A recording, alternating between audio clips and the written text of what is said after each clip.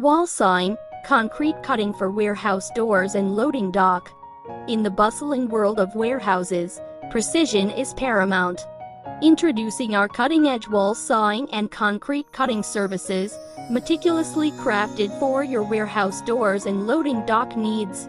Precision engineering at its best.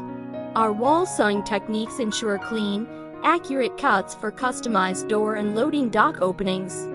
Tailored to your needs, our concrete cutting allows for seamless integration of custom-sized openings, enhancing accessibility and workflow. Experience efficiency in action. Our services streamline operations, making it easier to move goods and optimize your warehouse space. Save time, save costs. Our precise and efficient processes are designed to get you back to business swiftly. Safety is our priority. Trust our experienced team to adhere to the highest safety standards, ensuring a secure environment for your team and assets. Elevate your warehouse with precision and efficiency. Contact us today to redefine your space with our expert wall sawing and concrete cutting services. Navigating the logistics landscape can be complex. Today, we embark on a journey of understanding as we compare to critical strategies, cross-docking and transloading. Join us in this comprehensive exploration. In the world of logistics, efficiency is everything. Let's start with the basics: cross-docking and transloading. Cross-docking is all about minimizing storage time. Goods arrive, and without delay, they're transferred directly from inbound to outbound transportation, often without hitting the warehouse shelves.